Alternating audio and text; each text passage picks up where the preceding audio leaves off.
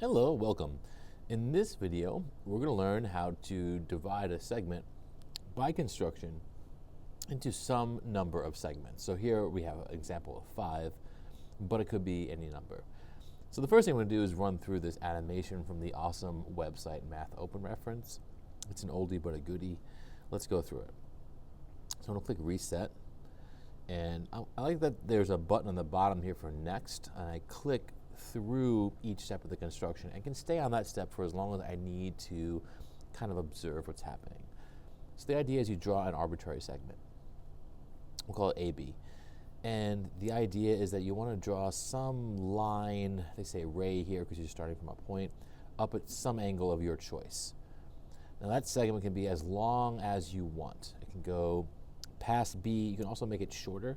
There are advantages to different lengths, and you could try them out to see what you like, but it doesn't really matter. The idea is that we now want to mark 5 equal length segments on this piece up here. Notice I didn't say split this thing into 5 equal parts, so there's no pressure like trying to estimate it where the fifths of this line are. You're just marking 5 equal segments on this new ray.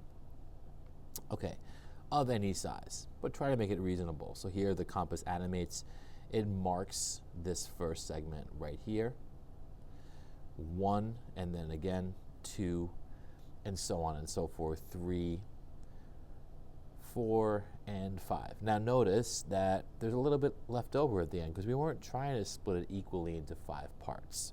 We're just trying to make 5 congruent segments on this ray. Because you want to split into 5 parts, you can do a more or less depending on the problem. Now the idea is we're not trying to create a parallelogram. So if we measure the distance between B and the very last arc of the last segment, we'll call it C right here, we can take that length, B to C, and then create a congruent length on this side over here at A to make that parallelogram. So we mark that length. I measured from C to B, and I centered the compass at A and drew an arc down here. The idea is that will eventually form a parallelogram. Step 5, with compass width set to AC, draw an arc below A creating point D. So we're trying to get a congruent segment over here. And the way we do that is by matching the upper length with the lower, and that will give us the exact point D. So if you look at that one, I think I can go back and do that again. So we measure the very top length in a parallelogram that opposite sides are congruent, and then measure it from B to this arc over here. That forms the 4th part of our parallelogram. So now we know A to D is congruent to B to C, and we know A to C is congruent to B to D by measurement, by construction, excuse me. And that's our parallelogram. Now you don't have to draw the whole parallelogram, but it's there, right? Now we essentially connect our arcs and re-measure them down here. So we measure our arcs and then redraw them on the bottom. So we have 1, 2, 3, 4. Notice that there's 1 less down here. Now we're going to connect to form our 5 segments. 1, 2, 3, and 4. And the 5th connection does not need to be made.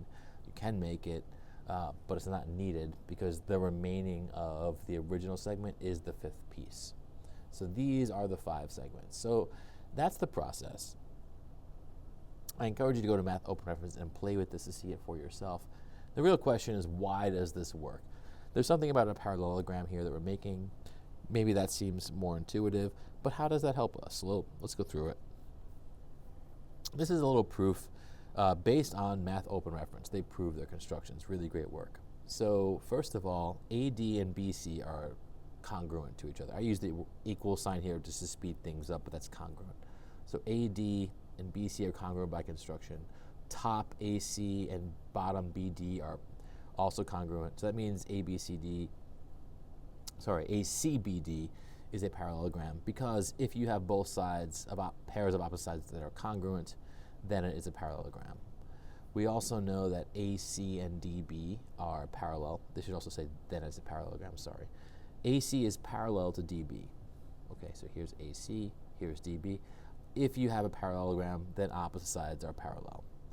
It's also going to be true that PQ and EF are congruent. So here's PQ, here's EF.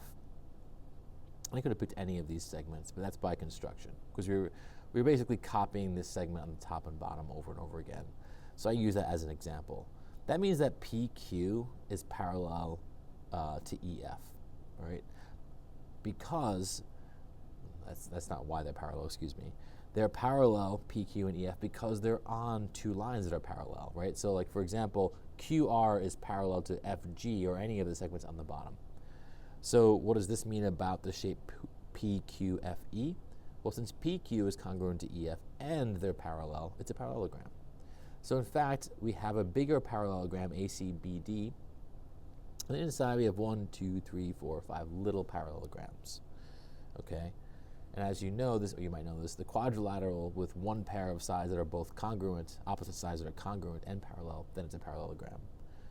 And that also means that in this little parallelogram right here, and I could have chosen any of them. This proof really, you would have to go through all 5 to be really thorough about it. But in this parallelogram, PE is parallel to QF, right? If you have a parallelogram, opposite sides are parallel. That also means angle APJ, right? So APJ right here is congruent to AQK. Sorry, not K. Yes, I was looking at F. You could call it AQK or AQF. So APJ is congruent to AQK. They're corresponding angles, right, here and here, for 2 parallel sides. Now, what does that also mean? Well, this can get us towards similar triangles. We also know that AJP, excuse me, right here, this angle AJP is congruent to AKQ for the same reason. If your parallel lines and corresponding angles are congruent. This means that you have 2 similar triangles, so AQK is similar to APJ right there by the angle-angle similarity theorem. And that also means that, well, I guess I was going to say there's a lot of ways to go about this. In this case right here, since we have these 2 triangles and the bigger triangle is AQK is similar to APJ, we also know that all the ratios of the sides are congruent. So for example, AQ, this length, is twice AP, which also means AK is twice AJ right here. In other words, this bottom side is split into 2 equal pieces, all right? And the way I said it was AQK has side lengths twice APJ. I tried to explain that over here since AP is congruent to PQ. Up here, AP is congruent to PQ.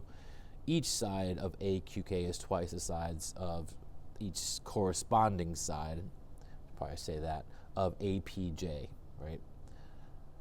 Now, what does that mean? That means that AK is twice the length of AJ, and those are 2 equal segments, AJ and JK.